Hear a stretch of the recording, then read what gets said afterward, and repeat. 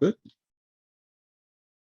Okay. So I think we can start. You can share presentation. Okay. Just confirm you have the full screen, not my notes. It's okay. Okay.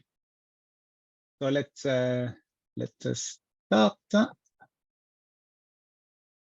So I can maybe give a few words about RareCyte. RareCyte is an American company founded in 2009. We are based in Seattle. Alex and myself, we are based in France. We are a precision biology company. We pathology types samples.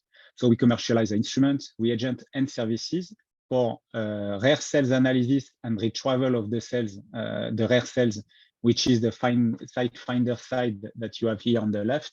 It's mainly used for the circulating tumor cells studies. And we focus also on the highly multiplex tissue analysis for spatial biology with the Orion platform that we have here on the right. And so I have to move that up. And so today, of course, I'm going to talk about the Orion platform for spatial biology. So our main goal with the Orion is to help researchers to identify spatial biomarkers with clinical prognostic value. Achieving this task requires knowledge of the precise to one another. And so as you know, if you only have like 3 or 4 molecular markers to address, that's not enough to resolve tissue complexity. And so this is particularly true when you want to understand, for example, if the immune system is responding to a tumor or to a pathogen. And so the immune system can be activated, exhausted, tolerant, for which you need very distinct markers. In the meantime, you also want to visualize the tissue architecture, which brings you straight into the 10 markers and more space. Historically, resolving tissue complexity with microscopy has been challenged by fluorescence overlaps and tissue autofluorescence, which typically limits the number of targets that you can simultaneously assess. In addition, existing technologies suffer from low throughput due to either long staining times. This is typical for cyclic immunofluorescence, or due to a very long acquisition times that you can observe for approaches that are based on mass spectrometry or sequencing as a readout. Orion breaks these barriers by providing one-shot whole slide imaging in a couple of hours.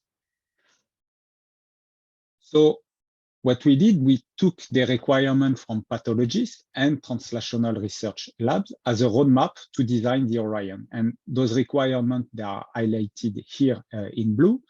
The first was the whole slide imaging, very important because you want to get the complete spatial context. FFPE compatibility, because most of the tissue available in the translational space are FFPE, so we didn't want people to change their practices, and we wanted also to give them the possibility to analyze samples that they have already a bank.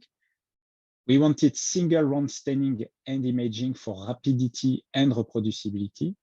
We needed to get above the 10 markers simultaneously to provide the spatial context and to have at the same image the structure, the phenotyping, and some functional marker.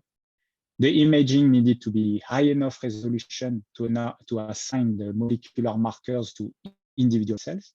And we needed to find a way to reduce the autofluorescence for a better sensitivity. In parallel, we wanted to have the bright field imaging to enable stem section H&E, very important for the pathologist. And of course, the panel design needed to be flexible. Regarding the analysis, finally, the data needed to be compatible with established image formats, particularly for quantitative data analysis. And all these requirements have been mapped to the Orion system with a very simple workflow. First off, you prepare your samples on standard microscope slides. Then you stain them in one round using a standard immunofluorescence protocol with argofluor conjugated antibodies. Then you image in one round in fluorescence using the Orion system across the whole slide, and then you obtain open microscopy TIFF image file for qualitative viewing and quantitative analysis. So next, you can review the whole slide image with all different level and depth. And for example, this is a colorectal adenocarcinoma stain with a 17-plex panel. To give you an idea, we got through this 1.5 square centimeter of tissue in about 2 hours. So the speed is quite impressive on the Orion. The system typically required 70 minutes to go through 20 channels across 1 square centimeter of tissue using the 20x magnification. And so what we can see here on that first image is a subset of the 17 marker panel that you have here. We have ikaderine in light blue and panCK in dark blue that highlight LC parts of the colon and also the tumor cells beneath the mucosa that is invading into the smooth muscle here that you have in magenta. CD45 is in yellow. It highlights the dense collection of immune cells at the base here of the mucosa and at the invasive margin of the tumor in the muscle wall. Here we have zoomed into a normal colonic epithelium here on the top part of the tissue. So we have ikaderine and cytokeratin that highlight those glandular structures that they are called crypt cells. They are encircled by myofibroblasts in magenta. The lamina propria in the middle contains capillaries and small lymphatic vessels that are CD31, and so they appear here in green. And if you look very precisely in detail the image, you could see that few crypt cells contain, I think there is one here, they contain Ki67 positive cells in red. It's a nuclear proliferation marker. And so this is part of the normal regenerative process of the mucosa. If we move closer to the center of the tumor here in this area, we can, that area show the presence of larger glandular cytokeratin positive structures that you can see here in dark blue with less uniform shape, and the presence, obviously, of interstitial immune infiltration. And so here we have used CD4, CD8, and FOXP3 markers for T cell subtyping into T helper cells in green, T cytotoxic cells in red, and regulatory T cells in magenta. And remember that all the antibodies that we use in the panel are direct conjugates, so there is no signal amplification or secondaries. And for example, FOXP3, which is a low abundance target, clearly highlights here our sensitivity because we see very well the FOXP3 regulatory T cells. If we move at the site of the invasive border, here more on the left of the tissue section, we observe some small cluster that appears to have broken off from the tumor. They are panCK positive. So they have broken off from the tumor and they infiltrate further into the smooth muscle. And those cells, they are surrounded by CD3 lymphocytes as part of the immune host response. And the tumor cells, they do not appear to proliferate as demonstrated by the absence of the Ki67 marker. And this contrasts with another image that I took from the center of the tumor, where most cancer cells are proliferating, as you can see on that image, all the red dots that we can see.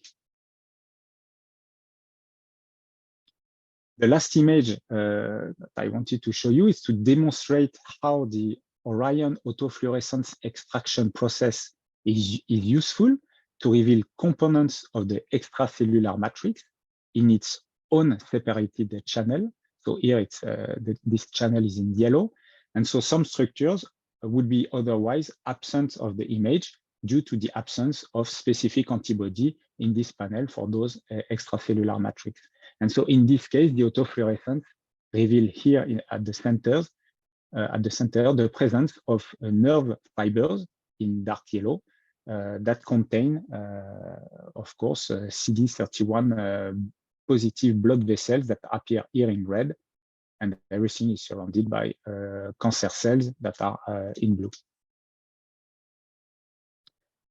So any type of samples or sample format can be analyzed with the Orion as long as it can fit on a standard glass slide. Accordingly, we have data from tissue microarray, as you can see here in the back. This is lung, this is pancreas, looking at an islet for autoimmune indication.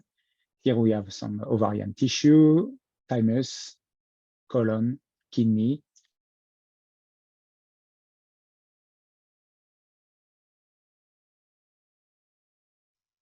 So thanks to the fact that Orion system has a high throughput in terms of both staining and imaging, our collaborators, they have been able to engage in translational studies that lean to the clinical side, since they can get through a large number of samples in a reasonable amount of time. And so there is this study submitted by Harvard to Nature Cancer, and it's up for review now. Should be published very soon. And it's already available in bioRxiv. So in the coming slide, I would like to guide you through this study. This study involved a cohort of 40 patients with colorectal adenocarcinoma, and the 40 colon tissue biopsies, they were analyzed using this 17-plex panel on the Orion. What was very important in this study is that the authors had already the clinical outcome data for all of these patients. So, and all the images acquired have been subjected to a quantitative data analysis. So they could create Kaplan-Meier curves to recapitulate, for example, the immunoscore, which is a spatial biomarker that is currently being used in the clinic for CRC prognostics. And more importantly, they find hundreds of novel spatial biomarker candidates that actually outperform the immunoscore. So in case you are not familiar with the Kaplan-Meier curve, I believe you know, this is typically you have the survival probability here on the y-axis. In this case, the data we present are progression-free survival, and you have the time on the x-axis. And the patients are then stratified in two different groups. So here we have two groups, the blue group and the red group. And we calculate hazard ratio and the p-value from those curves, where the smaller the number is better for the patient, for the group. So in terms of the quantitative analysis pipeline, the authors took several steps to generate the spatial features from the patient image files. And then they measure them against the clinical outcome data for prognostic value. As a first step, the first step was to segment the whole slide image into objects. So those objects, they can be individual cells. They can also be tissue compartments and neck brood. From those objects, several spatial feature scores were calculated based on fluorescence intensity value and based on the exact tissue location. Then they divided the cohort into high versus low spatial feature classes, which allow to build the Kaplan-Meier curves and to measure the hazard ratio to quantify the prognostic value of the different spatial biomarkers. And the table below show the spatial biomarker tested in this study. So SB1 stands for spatial biomarker. And so you can also see the hazard ratio and the p-value obtained for those markers and the corresponding spatial prognostic principle of each of the spatial biomarker. So the spatial biomarker 1 was obtained by recapitulating the immunoscore, for which the spatial principle is to assess the T-cell infiltration by counting CD3 cells and CD8 cells into a tumor center segment and into a tumor margin segment. So typically, the immunoscore test requires at least 3 serial section slide. The segmentation tumor versus tumor margin is usually done manually. It's hand-drawn by a pathologist on a primary tissue section, stained with H&E, so the classic hematoxylin eosin staining. And then the CD3 positive cells and CD8 positive cells are each assessed on 2 separate tissue sections using classic immunohistochemistry staining, IHC. And then the patients are scored based on the count of CD3 and CD8. And if we look at this table here below, if they have a high number of CD3 and CD8 in both the tumor centers and the margin, the patient receives a score of 4. If they have a low CD3 and low CD8 into the two compartments, the patient receives a score of 0. And in between, for any combination between that, the patient receives a score of 1, 2, or 3. And so for a score of 3 or 4, there is a high prognostic value for a long survival. So the immunoscore is a very simple and efficient test, but it's clearly supervised at 2 levels. First, you need the pathologist to define where the tumor is and where the margin is. And second, it assumes that you are only looking at T-cell infiltration. And since here the Orion panel contains CD3, CD8, pan-FIK, but also 13 other additional markers, the author could easily recapitulate the immunoscore and also test approaches that are more unsupervised. So for spatial biomarker 2, they kept the same 2 compartments, tumor and tumor margin. They kept the same scoring method, giving a score 0, 1, 2, 3, 4. But what they did, they tried 15,000 different combinations of 4 markers from the list of the 17 markers of the panel. And they selected what was the best prognostic feature from those combinations. And so what you are seeing here on that graphic is the inverse hazard ratio on the y-axis. And on the x-axis, you have the 15,000 different combination of spatial biomarker combination that have been tested. So the SB1, the immunoscore, is that line here. And you can see on the left of that line, we have 320 combinations that outperform the immunoscore. And the one that we have completely at the left has been called Spatial Biomarker 2, so SB2. And we have the detail of the SB2 combination here. It has SMA in the tumor, CD45, PD-L1, and CD4 within the invasive margin. And the last analysis that they did was a neighborhood analysis. So they segmented the entire slide into thousands of small regions, small tiles, very small region of 200 square micrometer. And each tile is considered as a neighborhood into which the cells population were determined. And then they clustered all the neighborhood to obtain what they have called a topic.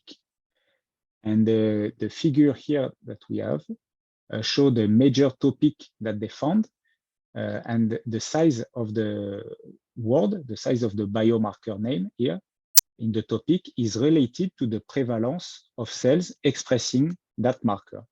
And so in topic 7 and 8 that are here on the top, pan-CK and ikaderine, they dominate the other markers.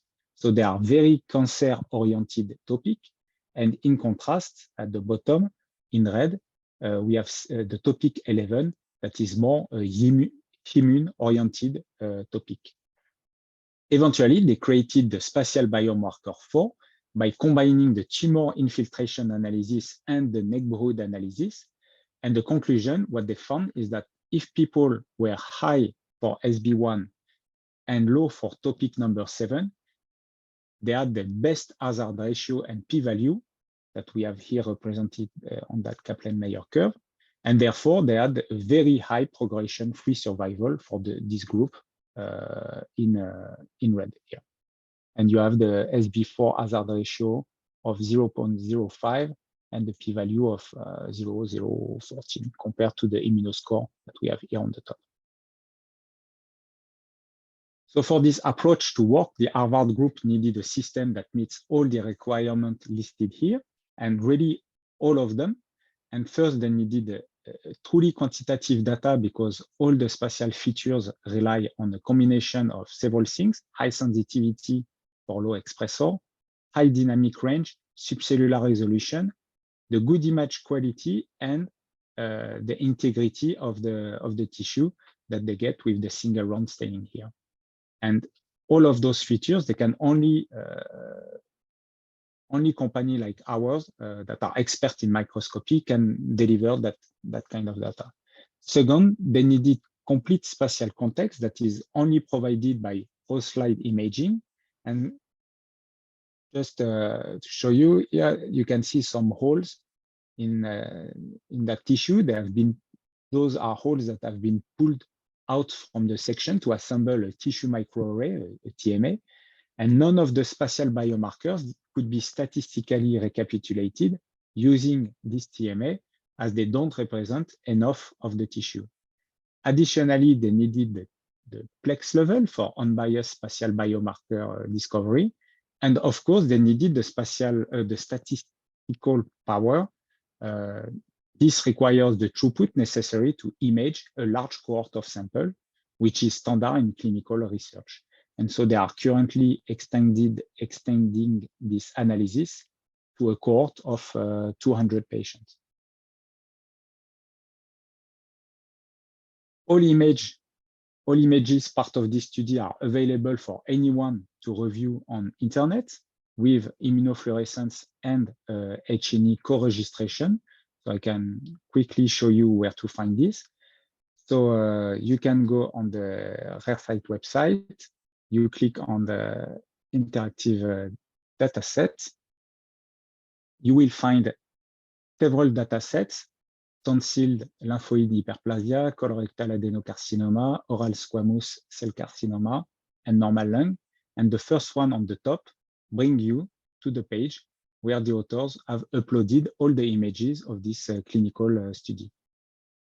And you can preview all the 40 images. And you can notice that some of the tissue are about 4 square centimeters. You can select one of the 40.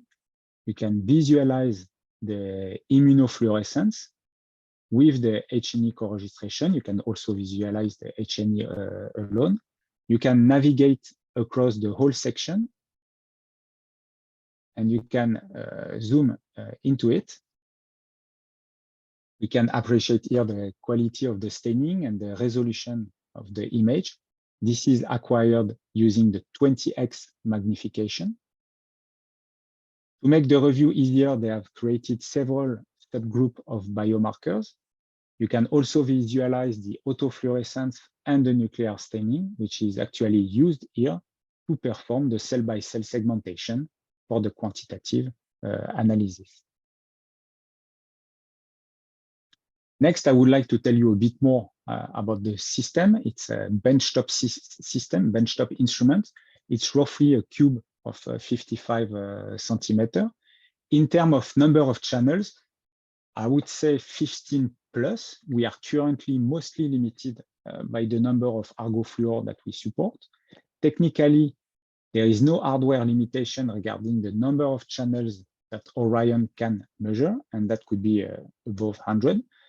We measure the signal in very narrow band emission channels with tunable center wavelengths, meaning that we can measure as many channels we want everywhere between 425 nanometer and 894 nanometer. The image acquisition is very fast. It takes about 70 minutes to get through 1 square centimeter of tissue for the 20 channels using the 20x. The system has 4 different objectives: the 4x, 10x, 20x, and 40x, and you have the numeric aperture here. Considering that we use direct antibody conjugates and that we measure the signal in those very narrow band emission channels, so this challenge the sensitivity, we overcome that problem with 7 high power excitation lasers that are listed here, from 405 nanometer to 730 nanometer. And finally, the camera is a scientific CMOS camera. It generates output 16-byte omissive files that provide a very wide dynamic range. So how does it work very quickly? As I say in introduction, in comparison with the sequential iterative immunostaining, where multiplex imaging is achieved by many repeated cycles of staining and imaging, stripping, washing, and staining, as you can see here at the bottom. With the Orion technology that we have here on the top, we extract specific signals from dyes that are closely adjacent in the spectrum, which allows to assess multiple markers per spectral region in a single staining imaging step. And so you get high-plex imaging in hours, not days. It's time efficient. There is no sample damage. And so the resolution of the image that you get is way better because the tissue is not altered by the cycles. In terms of our dyes, we essentially have 3 requirements for a dye to be considered as part of our Argo fluor palette. And they need to be bright to help with the sensitivity. They need to be photostable because they will absorb a lot of energy due to the high power lasers that we use to excite them. They need to be spectrally spaced to minimize the spectral overlap. And so this is an example of over 40 dyes that met the first 2 criteria of being bright and photostable. And as you can see, we will not necessarily want to do 40-plex imaging because there is just too much crosstalk to generate reliable data. So we essentially choose a palette of dye which are nicely spaced spectrally. So we can move our narrow band filter close to the peak of those dye, which give us a maximum sensitivity and tends to limit the crosstalk, which give a better specificity. But in all cases, as you can see, we still do have crosstalk from other channels. That is not a problem. It's not a problem on the Orion because the system will automatically manage that for us. And what we do is that we have determined a spectral matrix where each row is an Argo fluor here. Each column that you have here is a channel with an excitation wavelength and an emission wavelength. And so to illustrate here, we use this blue color to illustrate the amount of crosstalk between the channels. And we know very precisely each crosstalk value, so we can subtract it out from the channel receiving the crosstalk from other adjacent channels. So you can see also here that the autofluorescence here is managed in the same way than the rest of the Argo fluor. And this is an example of a lung section stained with overlapping signals from 5 markers and collected in the same channel. And so on the traditional microscope, we will not know what light is coming from which marker, but because we know that spectral matrix, we can use that information to extract out the single channels for CD68, PK, CD4, FOXP3, and CD8 to assign those pixels to their actual identity. And so this process is automatically performed by the Orion system, so there is no intervention needed from the user. And then the software will create for you a pseudo color composite, as an example we have here. With Orion panel, the panel design is meant to be flexible to support translational and clinical research. So we sell, of course, antibodies conjugated to Argo fluor, available as a standalone tubes or assembled in panels, such as the immune response panel that you have here on the top and the immuno-oncology panel. So those panels themselves, they are flexible. You can add or substitute any marker from a panel, including custom antibodies, either by labeling your own antibody with one of our ArgoFluor conjugation kit, or by going through our labeling service at RareCyte. And this allows you to address whatever marker you need in your panel, and just the one that you need for your study. On the software side, Artemis is our digital pathology ecosystem, which comes together with the Orion instrument. In Artemis, you can visualize the whole tissue section. You can zoom in, zoom out. You can create groups for cell phenotypes. It also includes a sample annotation. You can define region of interest, and all of which can be shared through this multi-user collaborative environment. The next frontier that we are currently addressing at RareCyte is to bring quantitative image analysis into our software Artemis. And so we are now refining a pipeline that should make this type of analysis available to labs which may not have access easily to bioinformatic resources. So the pipeline will get users from the raw image files up to statistics and plots. And so it will include precision segmentation into cells, compartment, or neighborhood, image cleanup of the segmented object, spatial feature calculation to produce data tables containing the morphometry, the intensities, and the locations of the object or the cells. Will include a machine learning cell classification into population, and tools for statistic and dimension reduce plots. I wanted to finish this presentation by showing you some pictures taken from our headquarters in Seattle. We have recently expanded our space to 2,000 square meters, which make it possible to have our offices, R&D, and CLIA certified services lab, and of course, our instrument and consumable manufacturing facilities, all in one place in Seattle. And here we have, you have our contact, Alex and myself, and of course, I'm open to all questions if you have.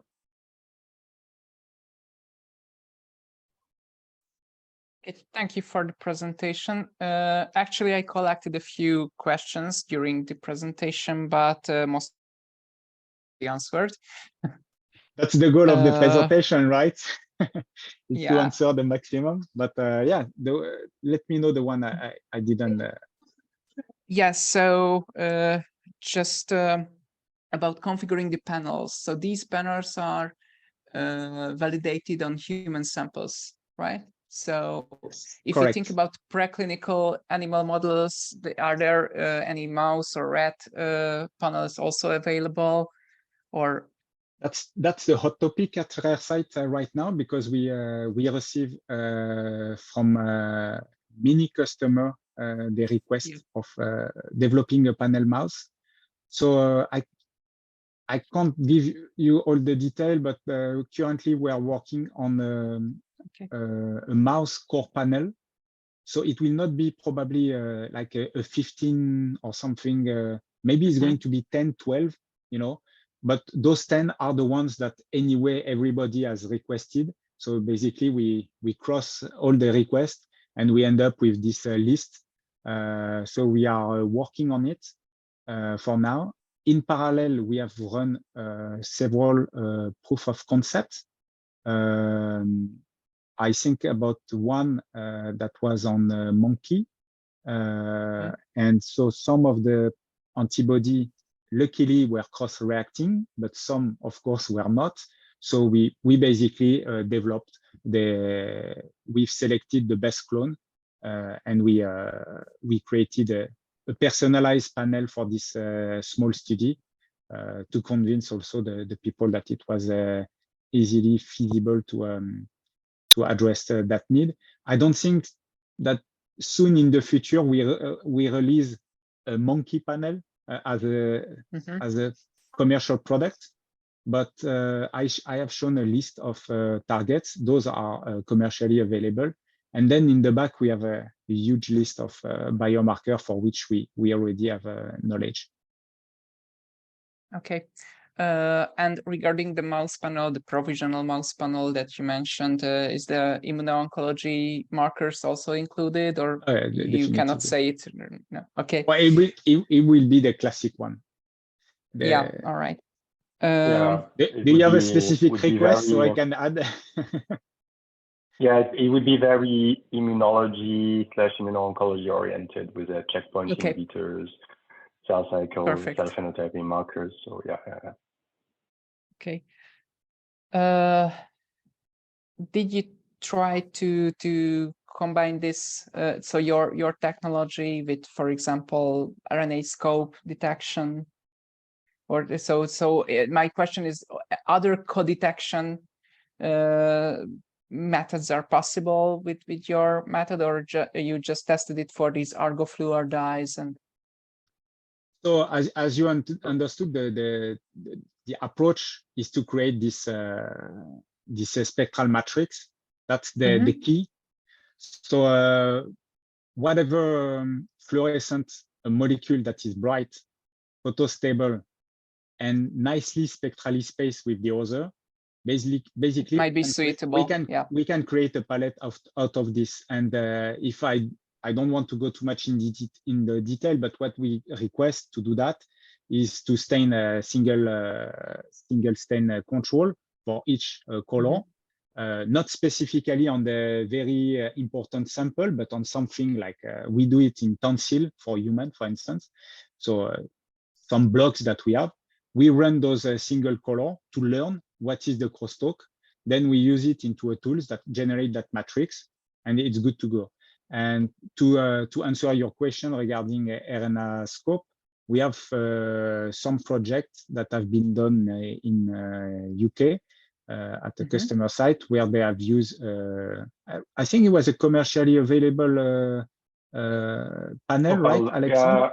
Yeah, they use opal dye, and opal dyes are actually matching the 3 criteria, so you can actually read them on the Orion system. Yeah. I think for that project, we did a 3 or 4 plex RNA detection panel, but again, it's not something that we are pushing hard on internally to towards a commercial solution.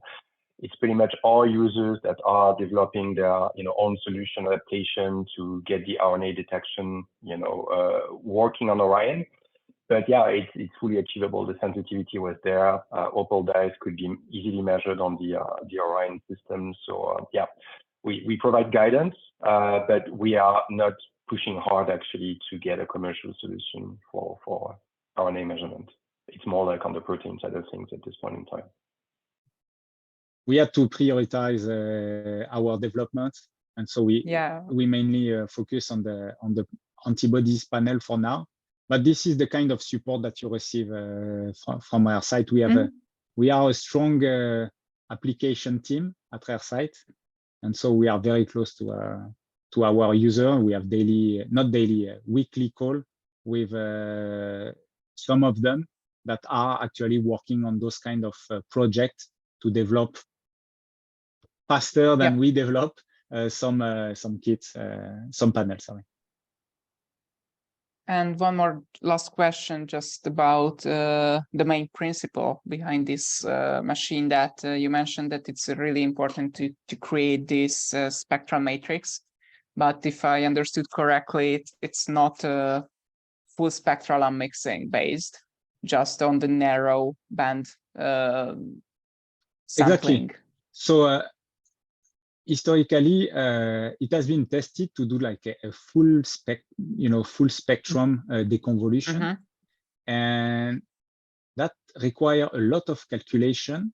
And actually, we found that using those very narrow band, we are talking about 10 nanometer, 15 nanometer, that are very precisely set up in the best place to collect a good part of the signal and to get rid of the other contaminant crosstalk signal, we found it more effective in terms of processing. Also, then the data, it is way faster, as you can guess, because at the end we are talking about it's like cytometry, you know, it's a compensation matrix, so it can apply. It can be applied very quickly. There was something in the middle that we tried. It was to use like 3 or 4 different points for the same spectra. We tested to see if the convolution was better using, you know, 4 points instead of 3 or instead of 1. Actually, it turns that the 1 point using those narrow filter is the most efficient way if you choose correctly your palette. If you try to put 5 fluorescence that are really overlapping, and you cannot get a 10, 15, 20 band that is high enough, it starts to be complicated. And this also answers the question. Sometimes people say, why you cannot do 30, 40, 50? I mean, if I ask the Orion, I can collect 100 channels. You know, the machine does what I ask, and then I can build a spectral matrix that is 50. But the results that we currently get when we try to extend it to, you know, 30 or something, since we want to address the product to people that wants to have like very high precise results, to see very tiny change and to be robust enough to go in translational and clinical research. That's not really our target. Nobody is going to validate a signature on, you know, 40 marker. That's too much. It will cost too much anyway.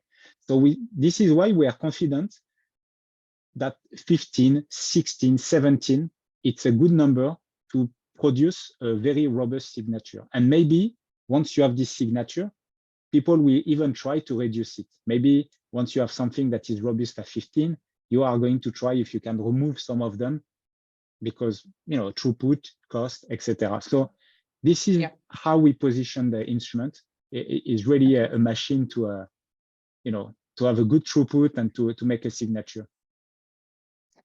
Okay. And sorry, one more question. That I have seen that you have different objectives in the machine, and the 40x is the biggest one. So in the single cell segmentation, as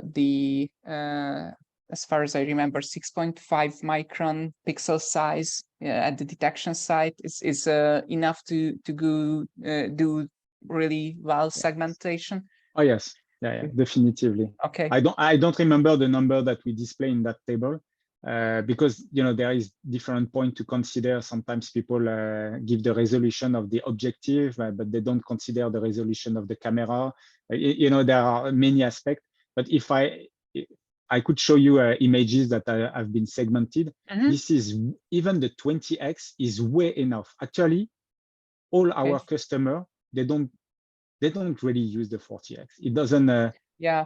Because 40x means that it takes 4 times more time to it can image. Come in handy when you work with the TMA. That might be good because it's a smaller. But if you do a full slide, then 20x axis is way enough. Yeah. All right. Thank you. And for the segmentation, really, it's we actually perform a nuclear detection, and then it's an expansion around the nuclear staining to do the segmentation. That has been proved to be an easy way to go and fast way to go. We have screened all the different tools available to perform that segmentation. We believe we found the one that is way better than the rest, and so we have included that tool. This pipeline of analysis is working very well, and now our challenge is to include all those tools into a nice user-friendly software in Artemis, so you don't have to go outside Artemis to do it. So this is planned for 2022 2023, I mean, this year. The pipeline exists, the user, they can use it, but bringing it into Artemis, it's in our plan for this year. Okay, thank you.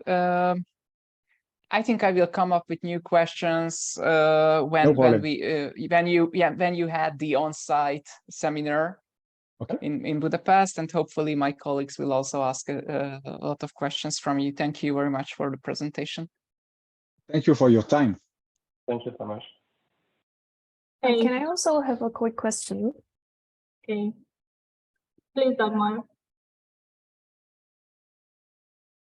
Can you hear me? Yes. Oh, yes, we can. Yeah, great. So in the paper you showed with the 17-plex panel, it was actually developed by you, or it was like collaboration between the research center and you, or how it went? Because I'm kind of curious about the, I would say, timeline of panel design, you know, adding to core panels, or like designing it from the beginning. So if you can just give me a rough estimate how much time it takes. So the first, you want to answer, Alex? Or? Yeah, just because I discussed it with our, vice president of biology recently. So I think we came down to the number. Of course, we can make it super fast at RareCyte, but it is not that fast because we have so many projects in parallel, including R&D. The calculations we made are currently of roughly 2 weeks to build up 4 new markers, including conjugation step, validation step, reproducibility study. So yeah, all in all, it's roughly 2 weeks for 4 new markers that you need to be added into a panel. So if you start a panel from scratch and you only work on that, and you want to do, let's say, for the sake of calculation, a 12-plex panel, it's going to be taking you roughly 6 weeks in order to have a fully validated panel. So that's pretty fast compared to other spatial technologies where you would either have to rely on the company to get a probe, specific probe synthesized, into your panel, and it's usually not validated. Here we are really talking about, that timeline to get to something that is, robustly validated and works every time on any tissue type. Yeah, and also, yeah. So when you have an antibody that is really working for your sample time, it's just kind of, I would say, it's not that difficult to conjugate it with ArgoFlow, right? Yeah, exactly. No, you exactly point what matter in when we develop a panel for a customer. The first question we ask is, how do you know that target? Because if it's a target like someone find by transcriptomic and they say, oh, I want to see the protein, but do you know the clone already? Or do we have to do the screening for you? How many clones are we going to screen to find one that works well in classic IHC? If the people, they already have the knowledge that this antibody is giving an amazing result with IHC, they can show me the picture of the IHC. I mean, the first things that I do is that I do a very quick conjugation.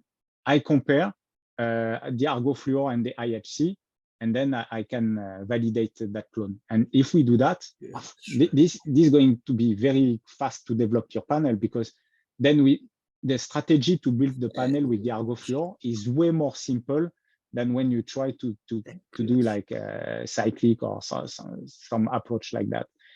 Because we put everything together. So, but if you have no knowledge and you start from scratch, that could be a kind of challenge to take 15 protein that you don't know at all and to build a panel.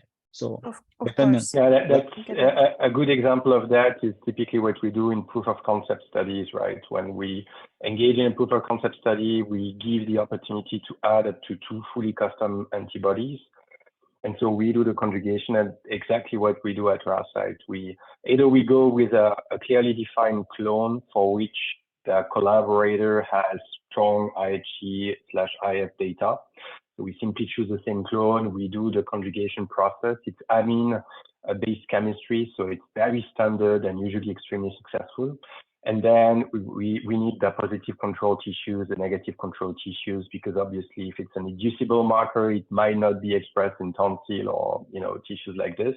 So we just need to make sure to have a tissue for which it's known that the target is controllably expressed.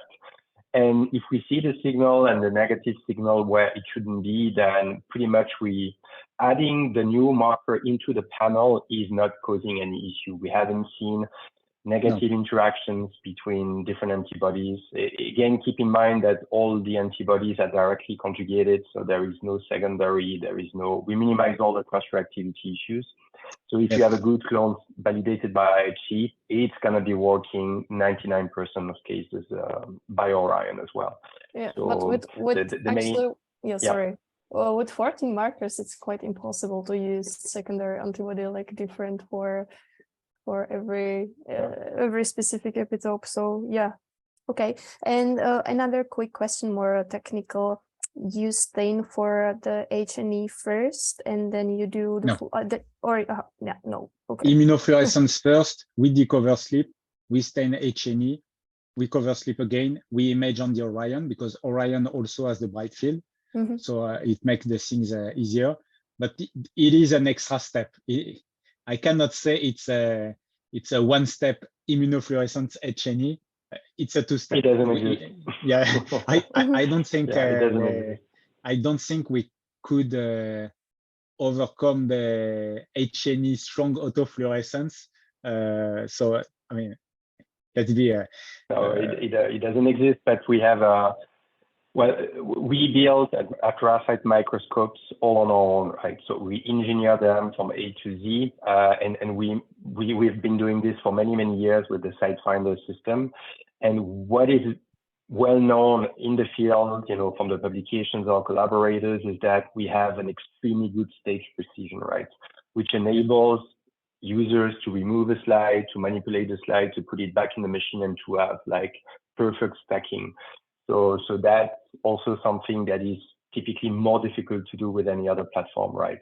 If you don't have that staging precision and precision in general, instrumentation-wise, it makes it more challenging actually to be able to superimpose, the same tissue section but acquired across different cycles. So here for us, it's pretty straightforward to do, and then you can superimpose the images and have the nice, immersive data that you have seen before, with the loop, so which you can see the H&E co-registered with the IF image. But and imagine that we are talking about just one extra cycle of staining. So when I hear people, thinking about doing like 30, 40 cycles of something, I mean, there is no way to have a good coordinate registration if you run so many cycles. So sometimes we receive the question like, why we don't do cycles with the Orion? Because if we do 15 color at one cycle,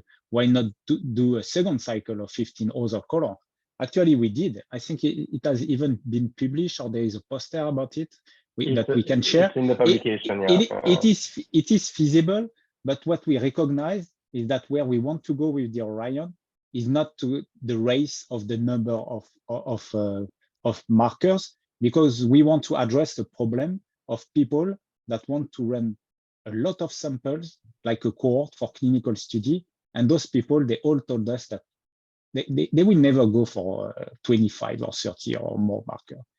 So we know that it's feasible because the Orion is a microscope.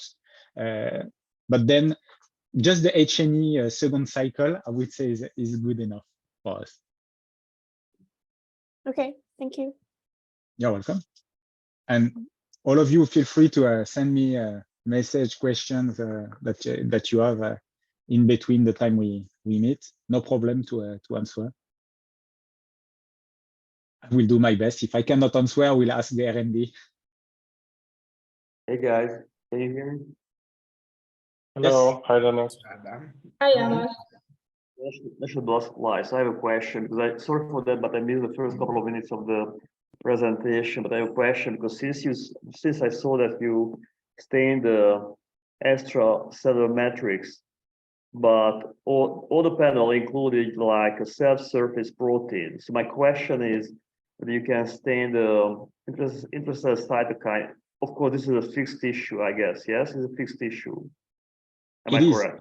It is. It is. I mean, FFPE. It's yeah, definitively a fixed tissue. So it is possible to address any type of biomarker that is on the tissue slide, regardless if it's extracellular.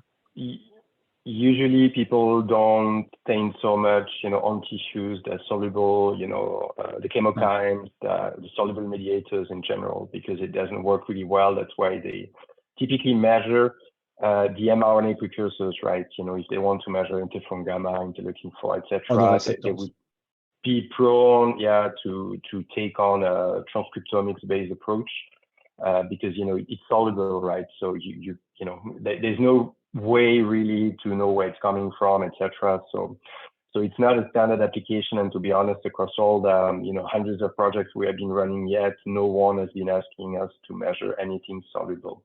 What we can easily do is to measure transcription factors, nuclear things, cytoplasmic things, membrane-bound proteins, but we haven't been tasked or requested to measure anything that is soluble, and it's accepted and known usually that taking on a IHC-based approach in FFPE tissue is not the right solution towards measuring soluble things. Yeah, you're correct. I thought about the receptors, but not the soluble molecule. So the receptors are fine, yeah, but yes. The cytokines themselves, A soluble marker, there are so many ways to address in a multiplex approach to measure them that I think. But not on tissue. Not on tissue, for sure. Thanks. It's going to be the future, maybe not yet.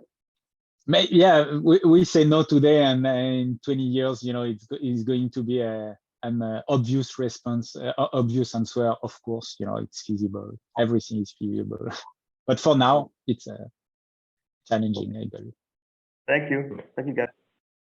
No problem. Any other question or?